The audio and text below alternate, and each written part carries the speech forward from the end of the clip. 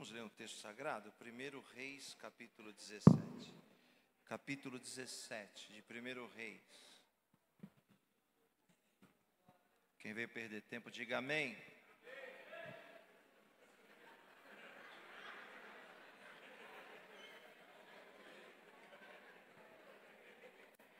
Parabenizar a sinceridade dos amigos e irmãos. Quem veio ouvir a voz de Deus, diga aleluia. Aleluia.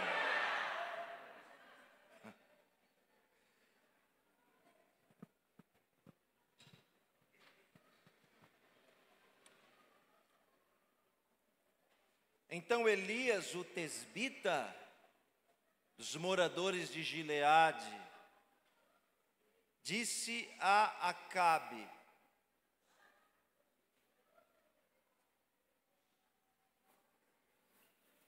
irmãos, eu não sou espírita, mas eu estou ouvindo vozes.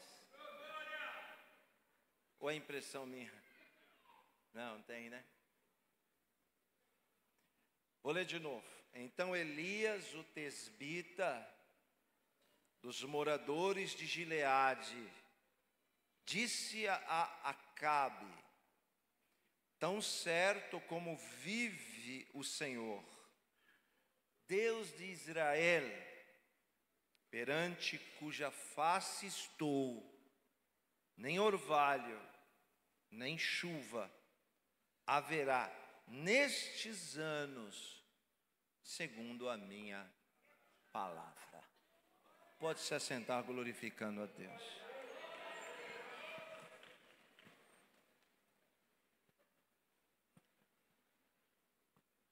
Caos. Caos é a palavra do nosso vocabulário que mais se aproxima com a cena, com o momento, com a fase que Israel estava vivendo nesses dias. Caos. Nunca houve tanta apostasia como nessa época. Não se conhecia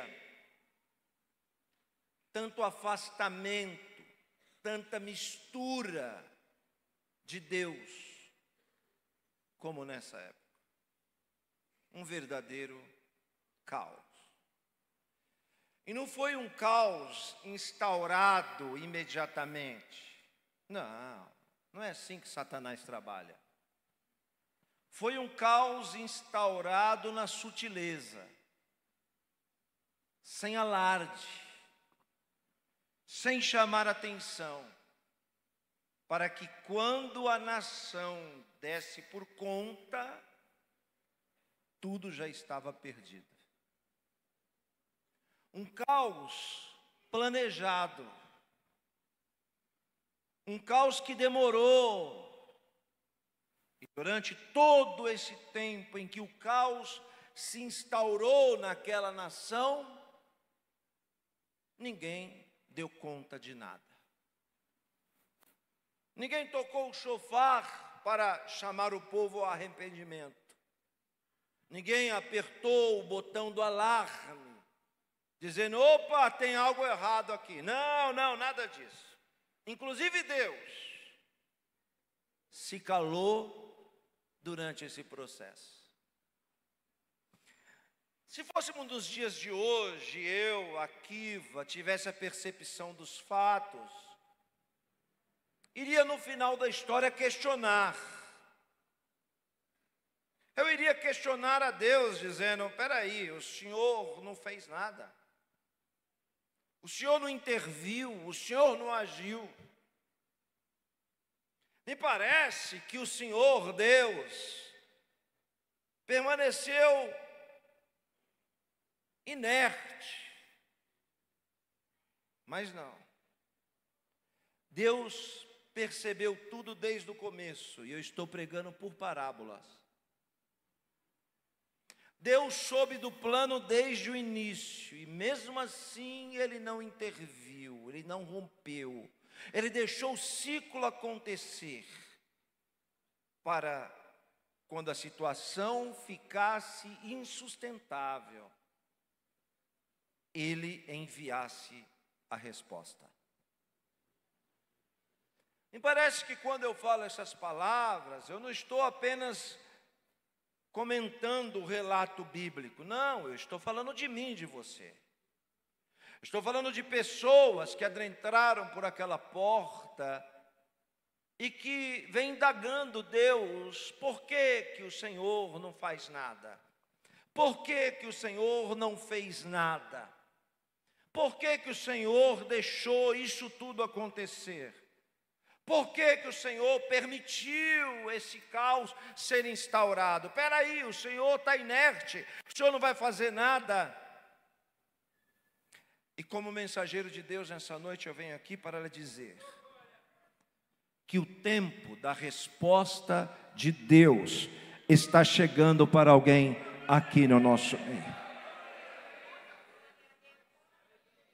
O homem não pode colher outra coisa se não for aquilo que ele planta. Quando você vê alguém sendo provado, só existe duas opções para uma resposta. Quando você vê alguém sofrendo, só existe duas opções para uma única resposta. Aquela situação ou é provação de Deus ou é colheita.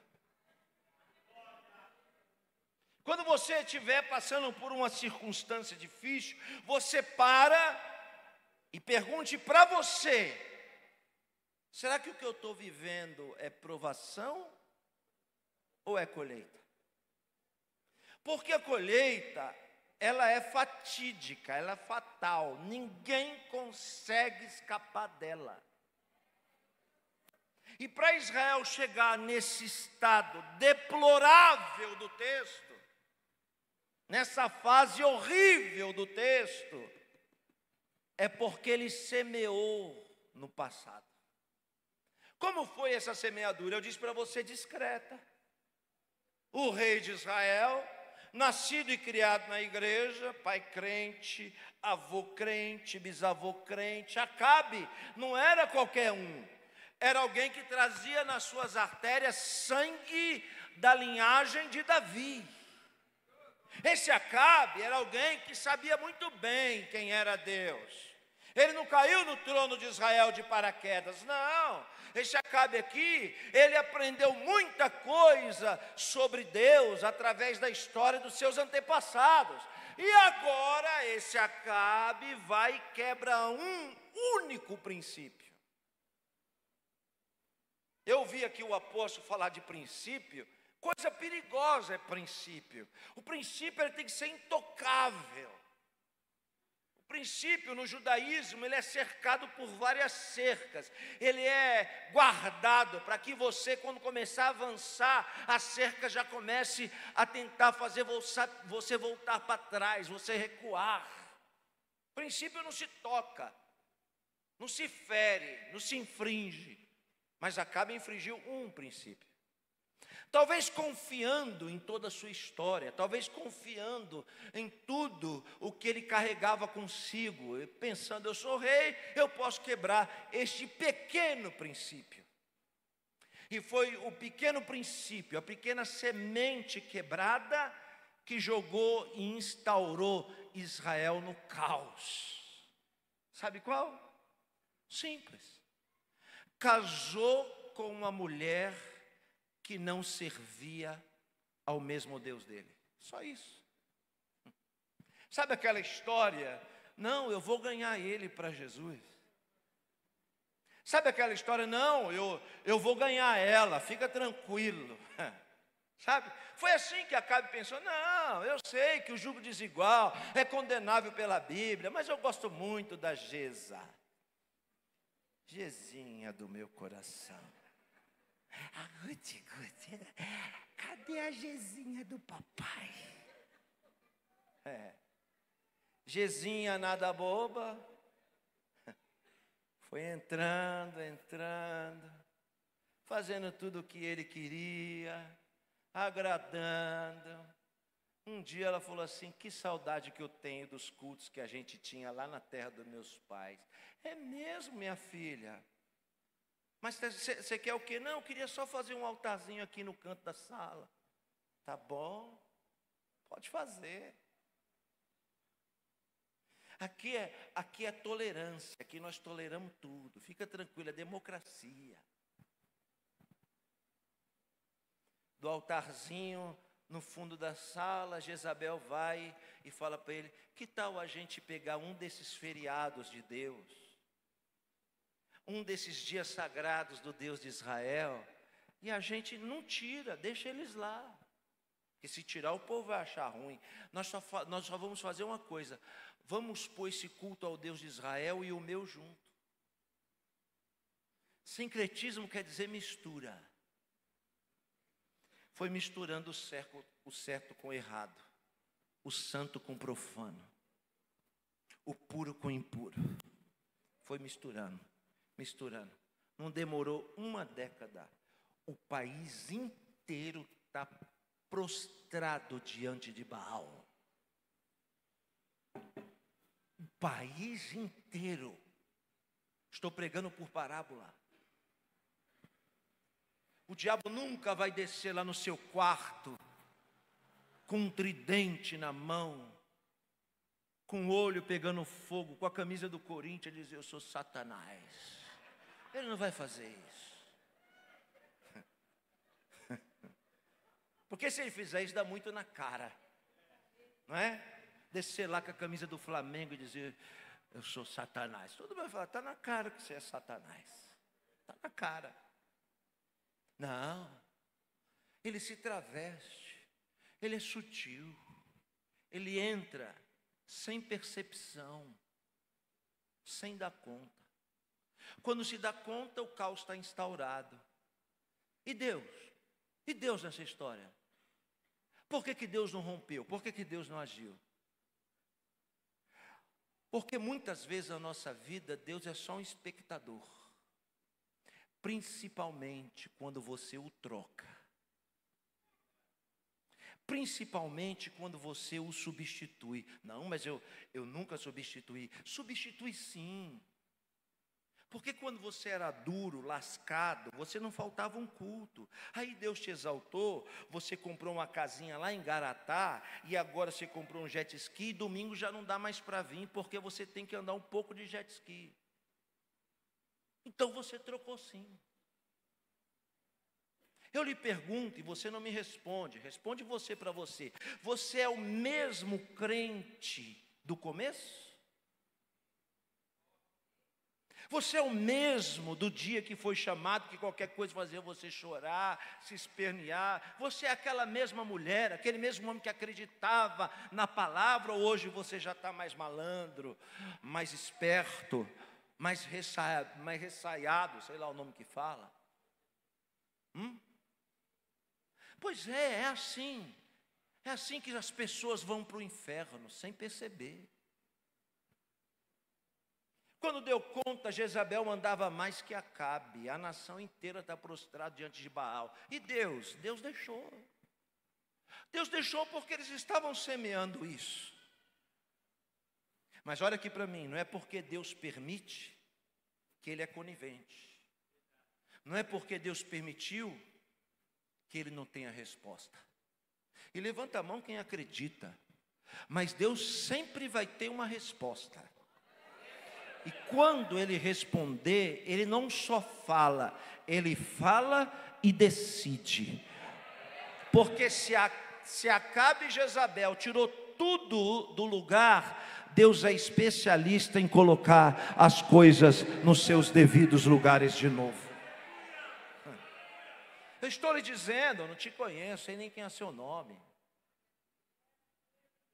Mas eu estou lhe dizendo, tudo o que você tirou do lugar, porque tem coisa que foi você e você está pondo a culpa nos outros. Mas tudo que você tirou do lugar, Deus está lhe dizendo que hoje Ele começa com um processo para colocar as coisas nos seus devidos lugares de novo. Onde estão as pessoas que entendem o que eu estou falando aqui? A resposta de Deus é rude. A resposta de Deus em língua hebraica chama-se Eliarro, e há um complemento chamado Eliarro Hanave, Eliarro. Hanave quer dizer Elias, o profeta. Rude por quê? É um personagem enigmático, porque a Bíblia diz o seguinte: ele era da cidade de Tesbe. Olhe para cá, uma Bíblia que tem culturalmente a forma de expressar as genealogias, de dizer fulano, filho de Beltrano, neto de Ciclano. Não, aqui Deus não dá genealogia, ninguém sabe de onde veio Elias, ninguém sabe quem eram os seus pais, quem eram os seus irmãos, de onde ele veio, nada, até a cidade de Tesbe, até hoje a arqueologia não encontrou. Elias era o enigma. Porque quando Deus decide responder, quando Deus decide agir, Ele não dá explicação para ninguém, Ele não deixa ninguém entender o trabalhar dEle na sua vida. Pode receber então o que eu vou dizer, eu vou dizer então, com muita clareza eu vou dizer: há um agir, há uma resposta de Deus preparada para você, preparada para a sua casa, e essa resposta chega a partir de hoje, a partir de agora, só que ela vai vir de onde você menos espera, ela vai vir de onde você menos acredita. Não, você não vai saber explicar de onde, você não vai saber explicar nada, só sei de uma coisa: a intervenção divina chega hoje para alguém aqui. Você aí que ainda não se inscreveu em nosso canal, você pode estar clicando aqui embaixo e estar se inscrevendo para receber notificações quando nossos cultos e eventos assim começarem. E quem sabe você já é inscrito, mas não recebe as notificações. Então você vai ativar o sininho. Toda vez que começarmos um culto ou um evento, você vai ser notificado e vai estar assistindo, participando online junto conosco. Que Deus te abençoe e fique com esta palavra. Elias aparece, sabe quando? No dia do maior feriado da nação. Todo mundo estava lá diante do altar de Baal. É crítica a cena. Baal é o deus da fertilidade. Baal, em língua hebraica, quer dizer Senhor, com letra minúscula. Porque Senhor com letra maiúscula é Adonai, e só existe um, é aquele que está aqui no nosso meio nessa noite. Este falso Senhor era venerado por ser o Deus da fertilidade, ou seja, no culto principal, no dia principal, estava todo mundo lá. As pessoas entravam em transe, usando várias formas de entrar em transe. Começava uma orgia em massa. Já seria abominável, só que ela ampliava. Começava a partir do mesmo gênero, abominação. Começava a envolver crianças, abominação. Depois, animais, abominação. E no ápice do culto a Baal, alguém trazia um cadáver. E alguém no meio do povo, muito em transe, deitava sobre o cadáver e coabitava com ele. Isso é uma afronta para o Deus de Israel. Neste dia, Deus falou para Elias o seguinte: ninguém te conhece, ninguém sabe nem quem você é, mas faz o seguinte: eu sei quem é você, e você sabe quem sou eu, e isso já é o suficiente. Se Deus sabe quem é você, e você sabe quem é Ele, já é o suficiente. Vai lá, Elias, invade a festa, pede a palavra e profetiza. Você imagina, no meio de toda essa cena, Elias entra e diz: assim diz o Senhor, o Deus de Israel, que vocês já se esqueceram, cuja face eu vivo. Elias era um eremita. Os nossos sábios dizem, de barbas longas, roupa de eremita, morava em caverna, rosto cheio de sarda, cajado na mão, totalmente antipático, fora dos padrões de aceitação dos dias de hoje. Se Elias entrasse aqui hoje. Porém, determinado. O eremita invade a festa e diz o seguinte: segundo a minha palavra. A minha, não é a de Deus não, é a minha. Não vai cair nem orvalho mais no céu, não vai chover nenhuma gota. E ele não diz assim, nesta semana, neste mês, ele diz, nos próximos anos. Olha o tamanho da profecia. E aí que um olha para o outro e diz, quem é esse maluco? Quem é esse doido? Hã? Quem é que... não vamos dar bola para esse maluco falando, não, deixa ele aí, vamos continuar aqui com a nossa festança. Você acha que Elias está preocupado se alguém vai aceitar o que ele prega ou não? Não, porque o profeta verdadeiro, ele só faz o que Deus manda. Se alguém vai aceitar ou não, é problema de quem está ouvindo, porque ele vai e faz a parte dele. Como tem gente aqui que não vai acreditar na palavra, e como tem gente aqui que vai. Isso é livre-arbítrio e Deus vai respeitar. Agora, aquele que acredita, vai se cumprir a palavra. Aquele que não acredita, também vai se cumprir, porque a espada tem dois gumes. Um lado corta na vida de quem crê, e o outro lado corta na vida de quem não crê. Então, Elias fala o que precisa falar e sai. Quando ele sai, Deus diz, bom, ótimo. Só tem uma coisa, você é profeta, não é? Então, todo profeta sempre vai ser o primeiro a viver aquilo que ele profetiza. Profeta que profetiza prosperidade e é duro, então ele não está vivendo o que ele profetiza. Profeta que profetiza cura e é um doente, então não está se cumprindo na vida dele o que ele fala. Quando Elias diz assim, não vai chover, o primeiro a experimentar a seca é ele. Ele é o primeiro a ser assolado pela seca. E sabe o que acontece? Deus diz, calma, calma, apertou para você? Não tem problema, eu tenho um endereço aqui, anota aí. Tem um riachinho escondido, é um rio d'água dessa largura, é uma lâmina de água, ninguém dá nada, ninguém nem sabe onde está perdido no meio das montanhas, lá no deserto. O nome desse riacho é Querite. Corre para lá, porque lá você vai ter água. Vou dizer de novo porque você não entendeu, passou assim lambendo a sua cabeça e você não tomou posse.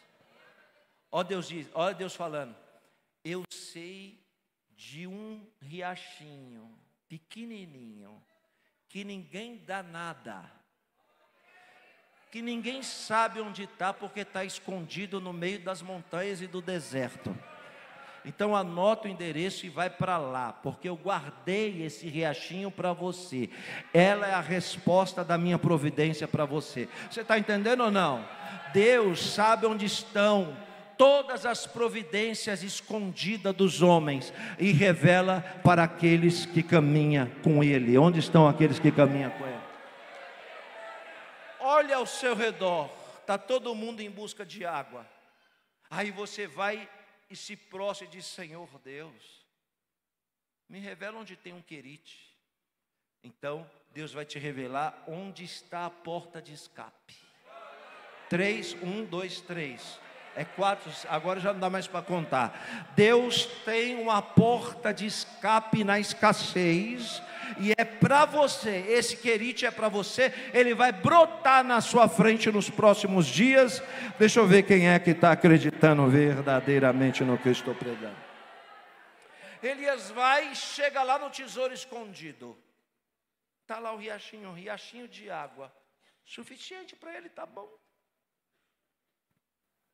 Ele faz uma tenda ali e bebe água. Dorme. De manhã, quando ele acorda, pão fresco e carne fresca ali. Como assim? Na segunda vez, pão fresco e carne fresca. Na terceira, pão fresco e carne fresca. E a sua Bíblia vai dizer que um corvo trazia o pão e a carne, todo dia de manhã. Mas o texto original não diz corvo, diz urubu. Isso quer dizer que um urubu, e os nossos sábios vai falar que esse urubu roubava o pão e a carne da mesa do palácio de Acabe, tomava da mesa de Jezabel.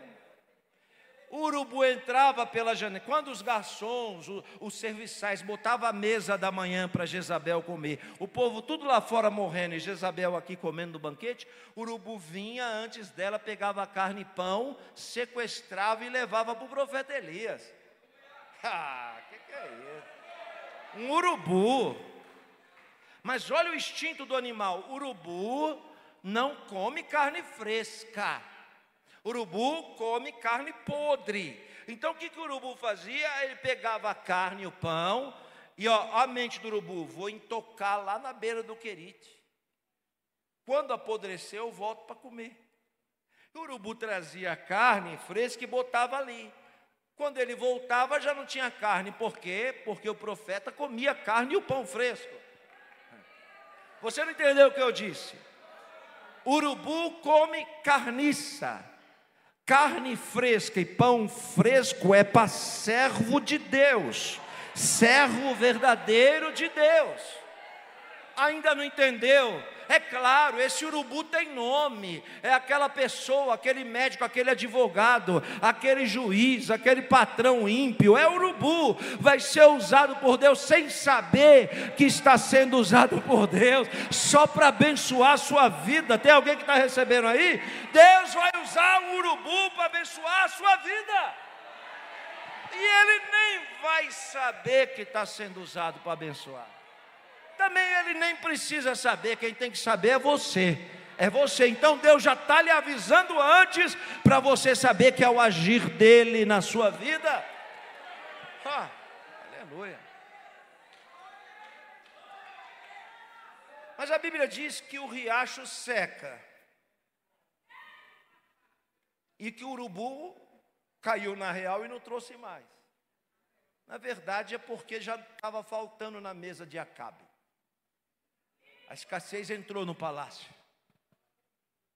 E aí, Elias pensa, o que você precisa aprender, que até a providência tem prazo.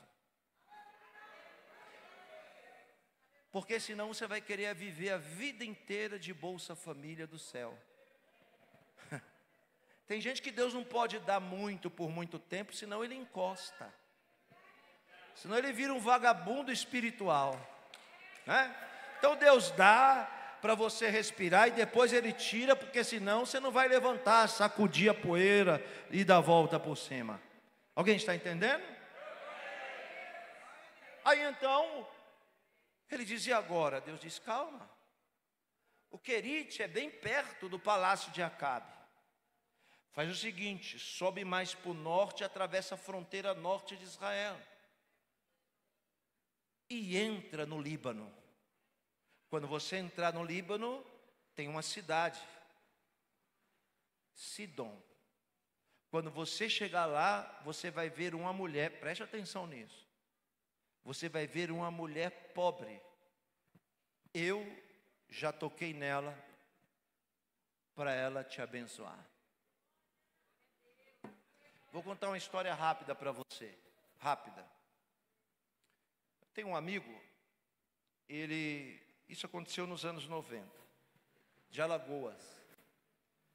Aí um dia Deus falou para ele, vai para os Estados Unidos, década de 90. Ele falou, tá bom.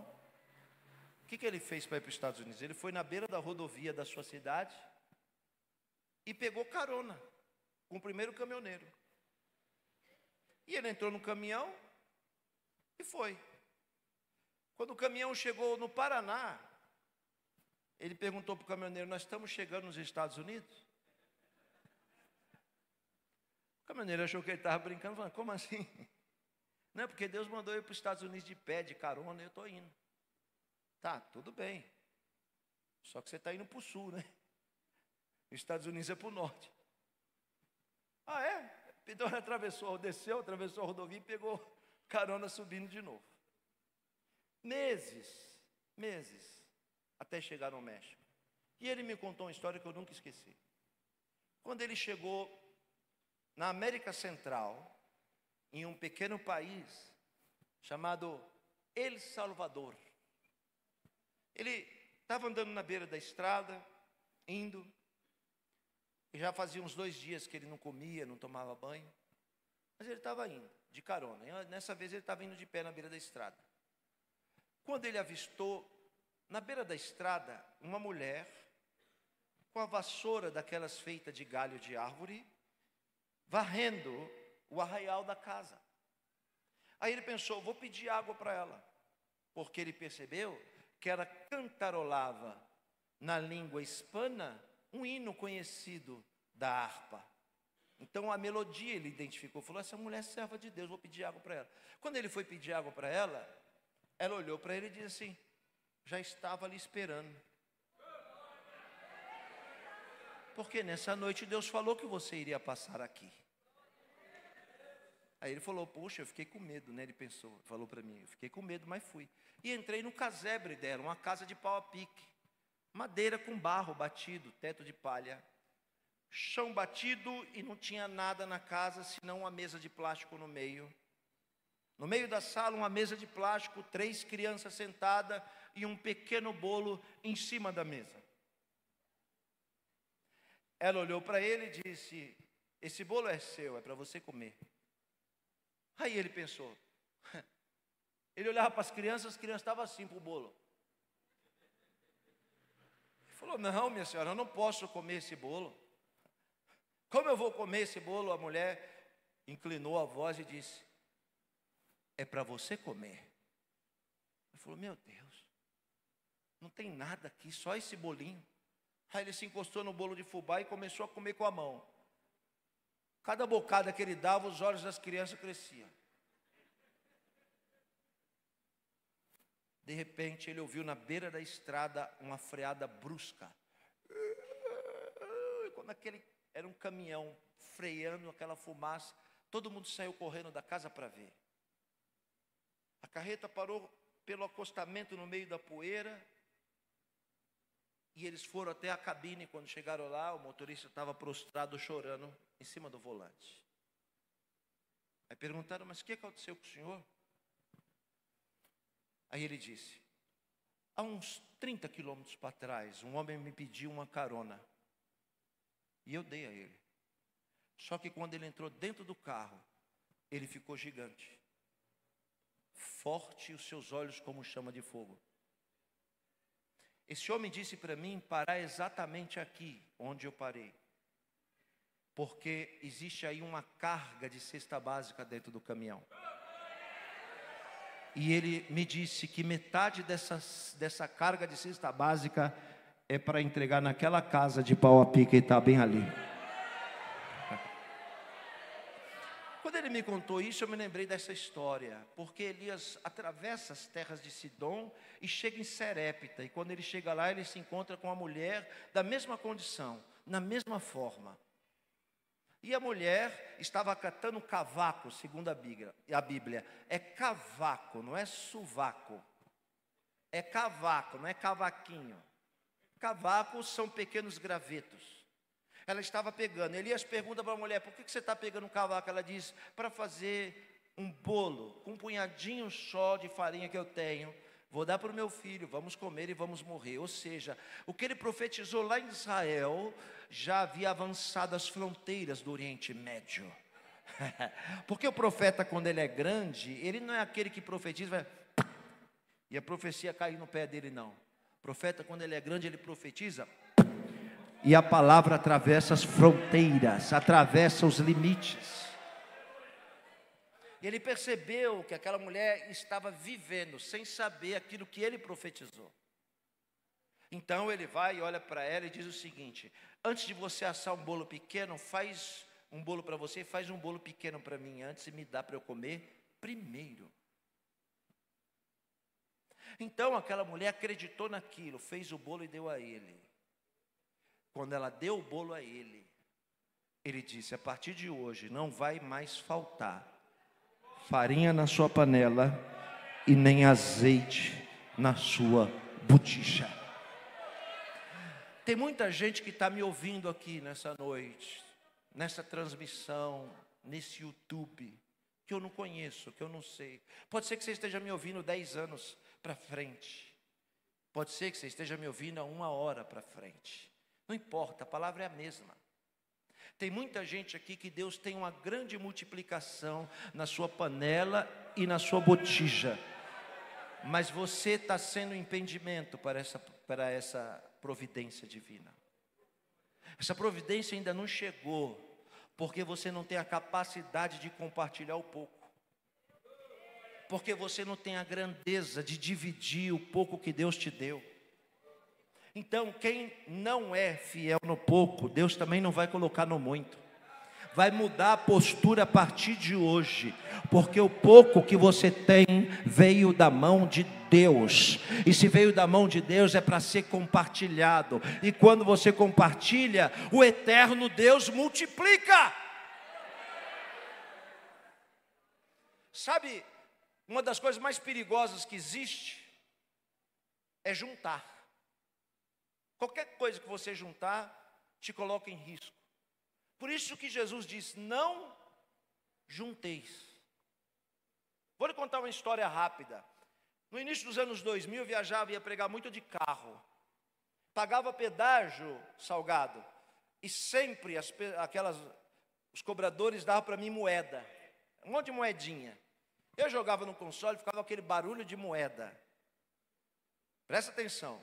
Gostava muito de mascar um chiclete que vem num copinho assim chamado Mentos. Aí, um dia eu mandei lavar meu carro, tinha um monte de potinho de Mentos e um monte de moeda. Meu som mudou aqui. Um monte de potinho, um monte de moeda. Aí o lavador, olha o diabo. O lavador falou: rapaz, por que você não junta o útil ao agradável? Por que você não pega essas moedas e junta ela nesses potinhos? Rapaz, vou te mostrar como é que fica. Quando juntou, eu achei legal aquilo. Um monte de potinho cheio de moeda. Foi aí que o diabo entrou. Porque quando aquelas moedas estavam lá no console jogada, ele podia pegar tudo para ele que eu não dava conta. Mas quando ele diz: por que você não junta? E a partir do momento que eu comecei a juntar, eu estava disposto a matar e morrer por 1 centavo. Quando a mulher dava o troco, eu já conferia: opa, está faltando 5 centavos. Por que eu comecei a dar valor para aquilo? Porque eu estava juntando. Observa, quando você junta, você não compartilha. Quando você não tem, aí você abençoa. Pode observar se o que eu estou falando é verdade ou não. É um perigo juntar. E Deus abençoou aquela mulher. Ela disse assim: vamos fazer uma casa para esse profeta. Eu vou ganhar tempo aqui, porque está correndo. Uma mensagem de 3h30, eu vou cortar. O filho dela morreu, o profeta foi, se deitou em cima do menino e o ressuscitou e entregou de novo. Olha só nessas 2 cenas se passaram 3 anos e meio. Não foi assim, aconteceu hoje, ontem, não. 3 anos e meio. Então, o que você pensa que é rápido, pode ser demorado. E o processo de Deus não é no seu tempo, é no tempo dele. Quando deu 3 anos e meio, Elias está lá no Líbano, longe. A palavra de Deus diz o seguinte: chegou a hora da decisão. Chegou a hora da resposta. Porque lá em Israel está todo mundo achando que eu morri, que eu abandonei o barco, que eu deixei para lá, que eu não respondo mais oração, que eu não faço mais milagre. Então agora chegou a hora de eu mostrar para essas pessoas quem eu sou. Desce lá Elias e afronta de novo Acabe, faz um desafio com ele. Elias não saiu de lá do Líbano com um mapa na mão, sabendo tudo o que ia fazer. Não, conforme Elias obedecia, Deus revelava o próximo passo. Conforme Elias obedecia, Deus revelava o próximo passo. Por isso que não tem como você saber do plano de Deus de uma vez. Se você obedece, Deus te revela o próximo passo. Se você obedece, Deus te revela a próxima fase. Se você obedece, Deus vai te revelando até cumprir o plano. Aí, a bonitona, o bonitão quer saber. Não, primeiro eu quero saber o que o Senhor vai fazer. Ah, é mesmo? Você quer saber? Elias veio na obediência, e Deus foi abrindo um leque. Quando ele chegou lá, Deus disse assim: agora você chama os 400 profetas de Baal, sacerdote, e sobe no Carmelo, você sozinho com eles. Quem quiser seguir, que segue. E subiu 2 romarias ao Monte Carmelo. De um lado ele ia sozinho, do outro o país inteiro que acreditava, que apostava as fichas naqueles 400 profetas de Baal. Agora olhe para mim, você acha que Elias subiu aquele monte com medo? Não, porque nem sempre quem está com a maioria está com Deus. Mas se você estiver sozinho com Deus, então a maioria está com você. E ele subiu sozinho, confiante. Quando chegou lá em cima, e agora Deus, qual que é o próximo passo? Isso causa dependência. Você vai ter que orar para Deus mostrar o próximo passo. Você não pode afrouxar para o próximo passo. Quem está me entendendo aqui? Está enganchado no próximo passo, é porque você parou de clamar. Elias diz: qual que é o próximo passo? Aí o anjo do Senhor diz: agora manda eles fazer um altar de pedra. Manda eles colocarem um sacrifício em cima. E a pergunta vai ser essa: o Deus que responder com fogo, este será o único Deus em Israel. Oh, peraí. 3 anos e meio de seca. Logicamente, deveria ser assim: o Deus que responder com chuva, esse será o Deus de Israel. Mas olha só o que Deus diz: o Deus que responder com fogo. Mas o povo não precisa de fogo, o povo precisa de água. E Deus diz: não, é o que vai responder com fogo. Porque nem sempre a resposta de Deus vai ser em cima daquilo que você precisa, mas vai ser sempre em cima daquilo que Ele quer. O Deus que responder com fogo, tá bom. Aí ele levanta e faz o seguinte: vai vocês primeiro aí, ó. Pode clamar, eu estou ganhando tempo. Eles clamaram, se cortaram, invocaram, acenderam vela, foram na encruzilhada, fizeram tudo, irmão. E nada de resposta nenhuma. Sabe o que os nossos sábios dizem?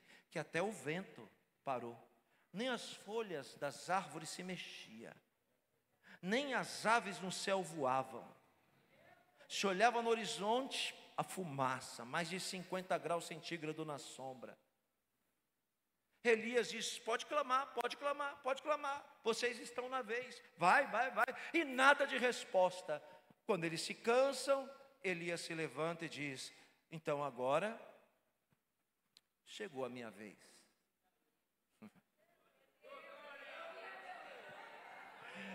Você tem que saber quando chega a sua vez. A maioria das vezes, Deus bota o seu inimigo na sua frente, os seus adversários na sua frente. E aí você está reclamando: mas por que ela primeiro? Por quê? Deus está falando: não, porque não é a sua vez. Eu só vou responder quando chegar a sua vez. Então não atribule o seu coração não. Quando chegar a sua vez eu respondo. Agora é a sua vez, Elias. Aí Elias vai, o que ele faz? Olhe para mim. Primeira coisa, o altar antigo que existia para o Deus de Israel, que os seguidores de Baal destruíram, ele vai e junta as pedras. Tinha um monte de pedra espalhada assim, bispo, ó. Elias sozinho foi pegando uma por uma. Não, você não entendeu o que eu falei. Ele não chamou a nora, ele não chamou a sogra, ele não chamou o marido, a esposa, o filho, o amigo. Ei, pessoal, me ajuda aqui a juntar as pedras. Não. Ele fez isso sozinho. Sabe por que o altar não está ficando de pé de novo? Porque você está esperando os outros fazerem o que é para você fazer. É você que tem que juntar as pedras. É você que tem que se esforçar. Não fique esperando os outros fazer e ainda por cima choramingando, dizendo que está sozinho. Deus quer que você junte as pedras. E ele sozinho vai puxando as pedras, coloca o altar de pé de novo. Colocou no topo do altar um carneiro. E está todo mundo olhando, ele sozinho. Aí o que ele faz? Olha aqui para mim. ao anjo: cava uma vala ao redor do altar. Cava um buraco ao redor do altar. Ô, irmão, que coisa maluca. Ele questiona? 1, 2, 3, ele questiona? E por que você, Bilu Teteia, está questionando? Quem confia não questiona. Quem confia obedece sem entender. Só faz. Deus está dizendo, só faz. E ele vai e cava uma vala. Sabe qual a profundidade? Da profundidade do joelho. Quando ele entra dentro da vala, ele fica praticamente de joelho do lado do altar. Não, profundidade para Deus é joelho. Isso é que é profundidade.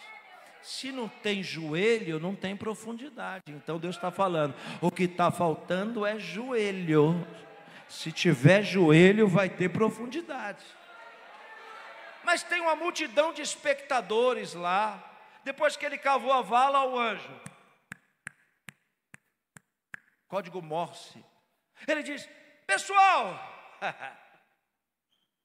eu preciso de água.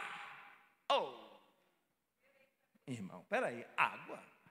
É 3 anos e meio sem chuva. Quem é que vai ter água? Ora, mas se ele pediu, é porque tem. Ele vira para a multidão e diz: vocês querem ver o fogo descer? Tá bom.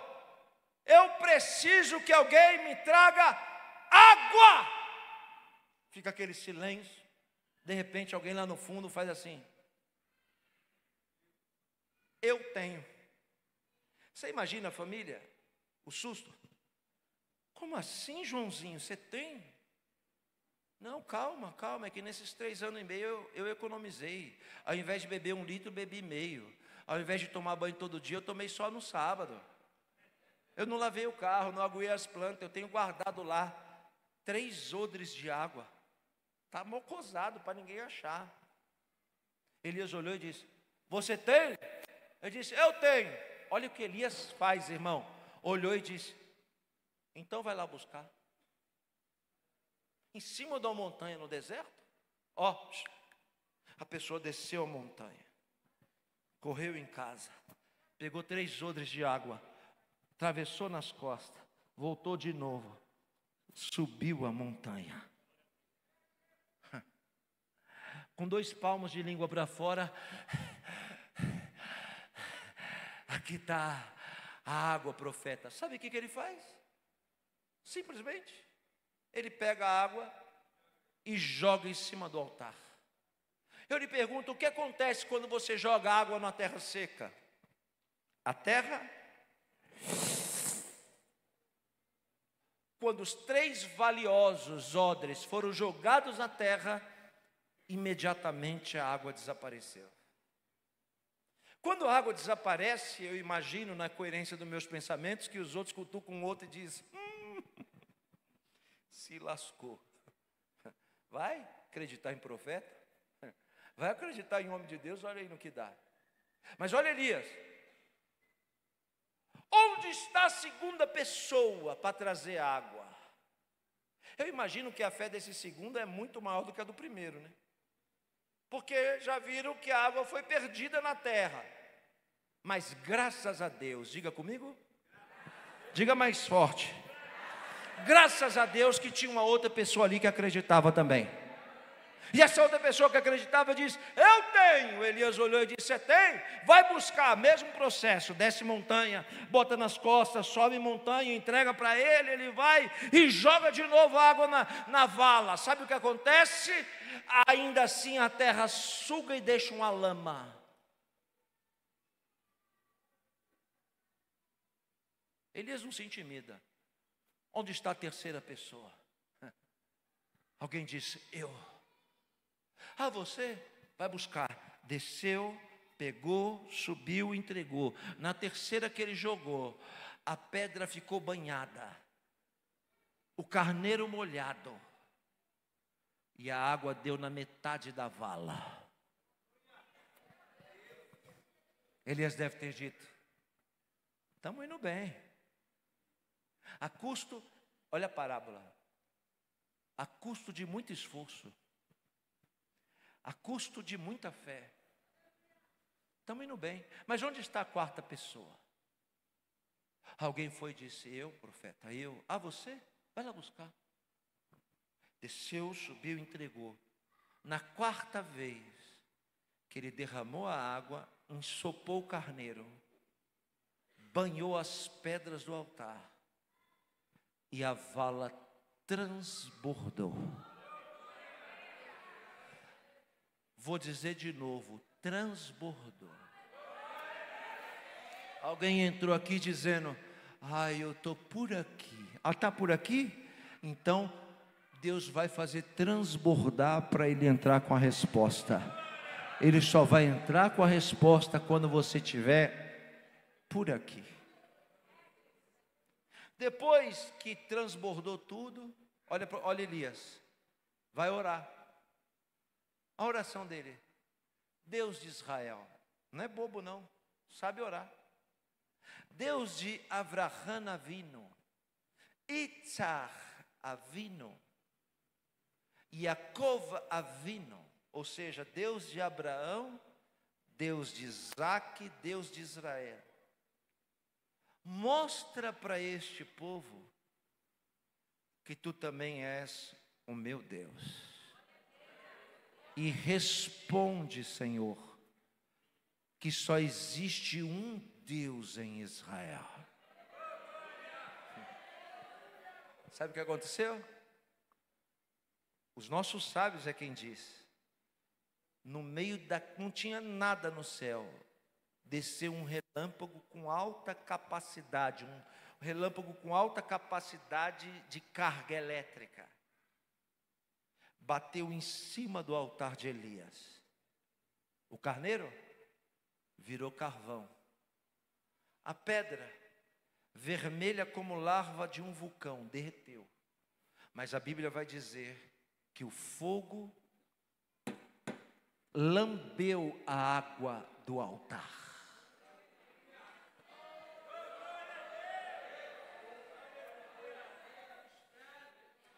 Deus ignorou o sacrifício, derreteu as pedras, mas lambeu a água do altar. Na hora que ele fez isso, a nação inteira se prostrou e disse: Adonai, Hua Elohim, Adonai, Hua Elohim. Sabe o que isso quer dizer? Só o Senhor é Deus. Só o Senhor é Deus. Só o Senhor é Deus. Correndo, eu tenho poucos minutos. Os profetas de Baal são mortos. E eu lhe pergunto: a obra está feita? Não. Não, porque o povo ainda precisa de água. Elias se levanta, vai até o rei Acabe e diz assim para ele: Acabe, olha aqui, Acabe.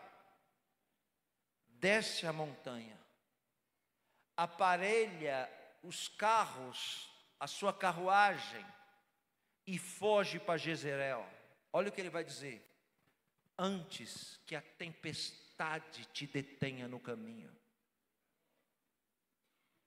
Tempestade? Céu azul? Só que Acabe está com tanto medo que ele desce a montanha, pega a sua carruagem real com 6 cavalos árabes e começa a fugir no deserto.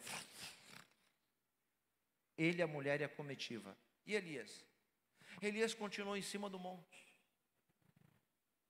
E agora ele vai orar de novo. Olha aqui para mim, ele chamou o moço e disse: eu vou orar aqui. E depois que eu orar, eu vou te perguntar se você está vendo uma nuvem no céu. Aí ele vai orar. Sabe como é que ele ora? Ele ora com a cabeça de joelho no meio das pernas. A mesma posição de um feto na barriga da mãe. Quando ele ora assim, ele levanta e pergunta para o moço: o que você está vendo? Aí o moço rastreia o céu e diz: nada, nem vento.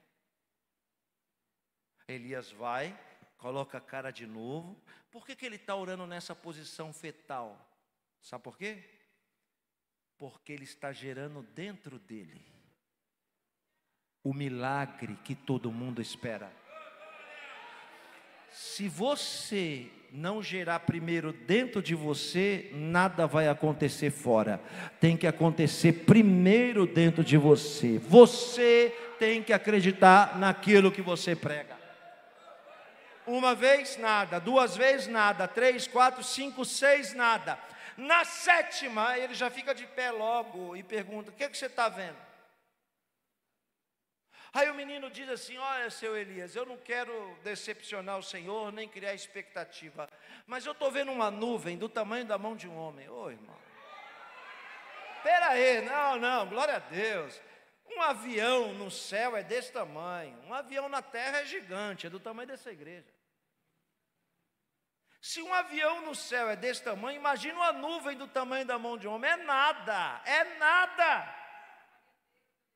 Mas para quem serve a Deus, não é de muito que a gente precisa, é de apenas um pequeno sinal, já é o suficiente para Deus fazer o milagre. Levanta a mão para receber o que eu vou dizer agora. Quando entrar, recebe, hein? Quando entrar 1 de dezembro, você vai contar os dias que não vai fechar a primeira semana, Deus vai te dar um sinal. Só tem uma coisa, tá? Se tiver disperso, pensando na morte da bezerra, não vai ver o sinal, porque o sinal é discreto, é pequeno, vai ter que prestar atenção. Mas quando você vê esse sinal, você vai pensar: é a mão de um homem, é fulano que está fazendo isso, é Beltrano que está ajudando, é Beltrano que está fazendo. Deus está dizendo: não, por trás da mão do homem está a minha mão, e é a minha mão que vai trazer à existência aquilo que você crê. Deixa eu ver quem é que acredita no que eu estou pregando aqui nessa noite.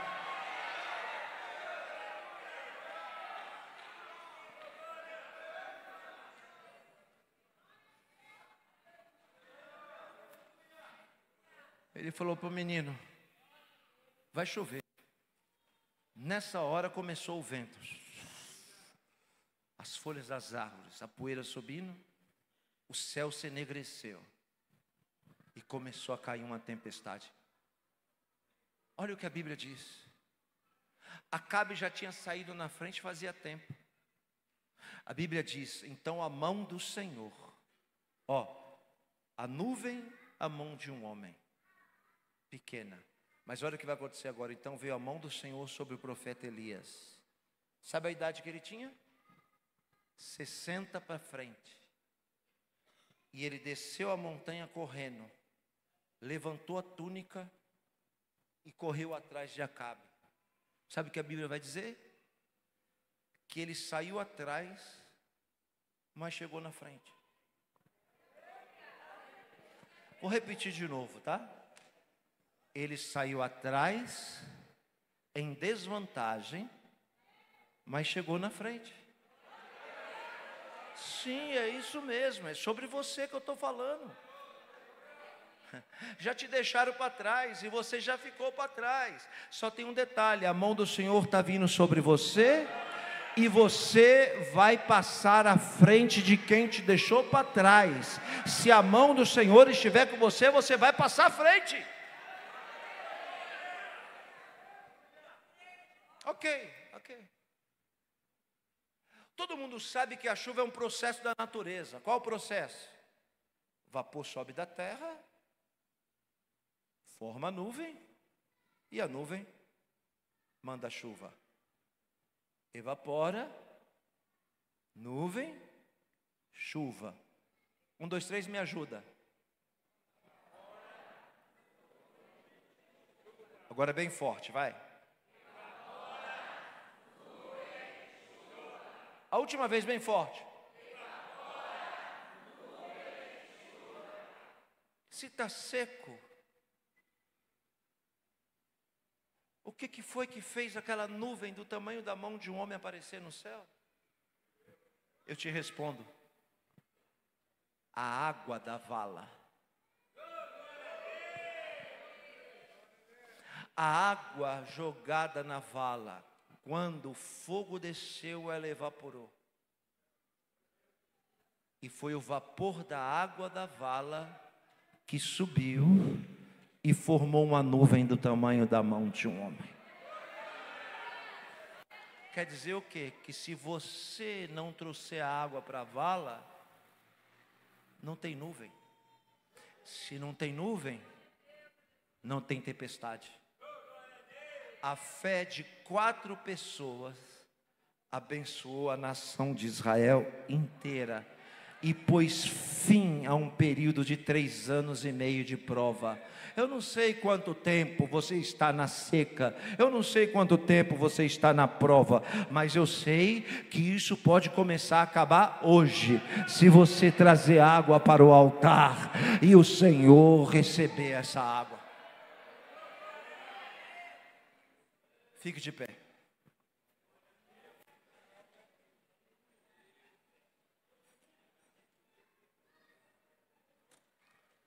Quem acredita no que foi pregado aqui?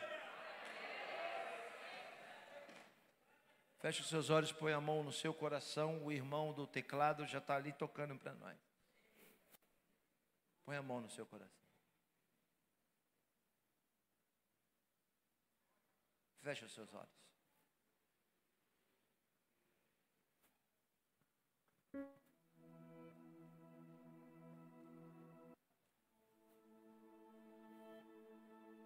Tem uma música que diz: eu vejo uma pequena nuvem do tamanho da mão de...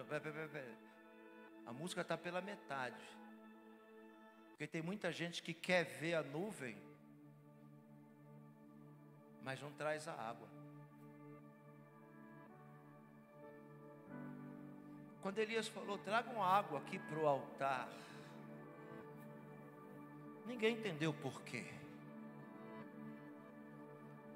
Ninguém entendeu por quê. Assim como você chegou nessa casa hoje, alguém veio aqui hoje e antes de chegar aqui disse: Deus, eu preciso de uma resposta. Eu preciso que o Senhor me diga o que eu devo fazer, ou que o Senhor revele o que está para acontecer. E Deus está te mostrando tudo hoje. Uma fase de 3 anos e meio de muita dor. 3 anos e meio de muita perda. 3 anos e meio de humilhação, de escassez. Deus está disposto a pôr um fim nessa fase. Deus está disposto a virar essa página. Muita coisa que você sofre hoje é semeadura. Porque você não pode cobrar de Deus fidelidade se você não é fiel.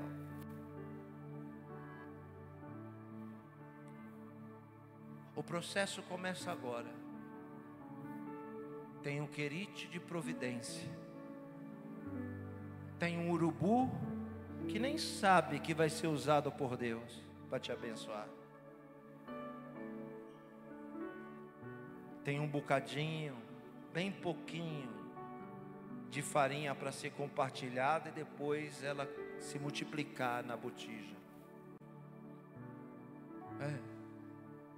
A mulher semeia um pedacinho de bolo e vive uma experiência sobrenatural. Mas tem gente que quer que Deus multiplica na panela sem dar o pedacinho de bolo. Não. Você faz a sua parte, Deus faz a dele. Eu lhe pergunto: você está fazendo a sua parte? Ou ainda está lhe faltando alguma coisa? O jovem rico disse para Jesus: eu guardo os mandamentos, faço tudo certo. E Jesus olhou para ele e disse: mas ainda te falta alguma coisa. Isso é duro de ouvir. Quando você acha que você está fazendo tudo certo, e Deus vem e diz: não, mas ainda está faltando. Então você vai perguntar a Deus: o que está faltando eu fazer? Porque é uma promessa do Senhor. Dia 1 de dezembro, a contagem regressiva.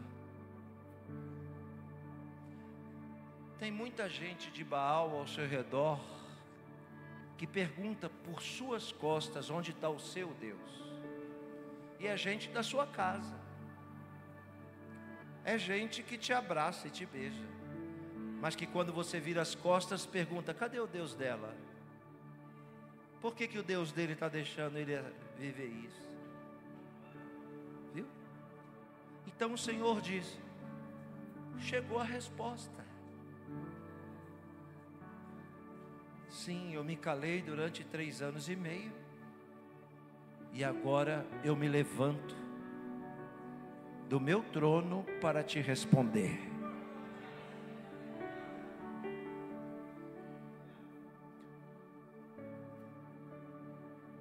Uma chuva grande e poderosa. Respira fundo e sente o cheiro da chuva.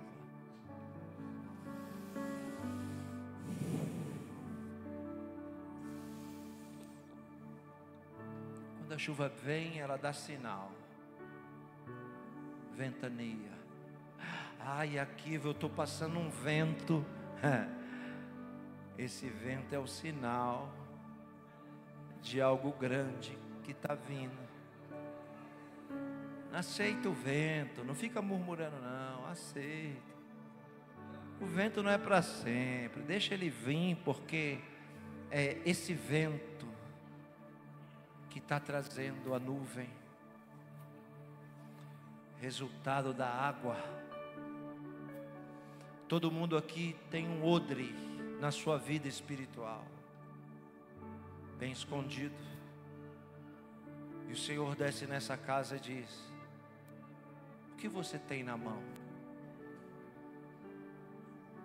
Traz para o meu altar. Põe no meu altar.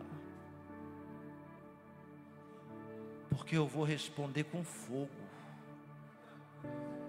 com as suas poucas gotas de lágrima e de água. Vai ser daí que vai vir o seu milagre. Feche os seus olhos bem forte, põe a mão no seu coração. Esquece que tem uma multidão aqui. Só você e Deus. Só você e Ele. Eu vou orar por você. Deus, mostra para essa mulher agora. Mostra para esse homem agora. Não, isso não é coisa da cabeça deles. Olha o Senhor te mostrando. Isso não é coisa da sua cabeça, nem do seu coração. É o Senhor que está te mostrando. Ele está te mostrando pessoas e você nem está entendendo porquê. Ele está te mostrando locais e você nem está entendendo porquê. Mas você vai entender. Ele só quer que você confie sem entender agora. Deus santo e bendito, clemente, misericordioso, justo, compassivo e bom, Deus longânimo, que visita a iniquidade dos pais nos filhos, até a 3ª e 4ª geração daqueles que te aborrecem.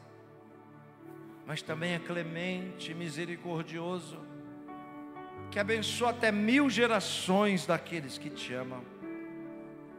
Se essa mulher está aqui, é porque essa palavra é para ela. Se esse homem está aqui, é porque essa palavra é para ele. Agora sim a gente está entendendo. Agora sim o nosso coração atribulado vai se acalmar. Agora sim. Porque o livramento chegou. Porque a paz chegou. Porque a alegria chegou. Porque a prosperidade chegou. Porque essa guerra lá na sua casa está acabando agora e a paz está chegando. Sim, as coisas estão fora do lugar, como as pedras que estavam espalhadas. Mas hoje o Senhor começa a juntar as pedras de novo. E Ele está lhe dizendo: minha querida, meu querido, hoje eu começo a colocar as coisas nos seus lugares de novo. Deus está colocando as coisas no lugar de novo. Sim, sim. Faz tempo que você não fala, que não conversa. O telefonema vai vir, a mensagem vai vir, a bandeira de paz virá. E você tem que aceitar, porque é melhor ter paz do que ter razão. É melhor ter paz do que ter razão. Esse é o teu povo, Senhor, que o Senhor chama pelo seu nome. Obrigado pela sua palavra. Eu te agradeço para a glória do seu nome. Amém. Amém. Amém. Aplauda bem forte o Senhor.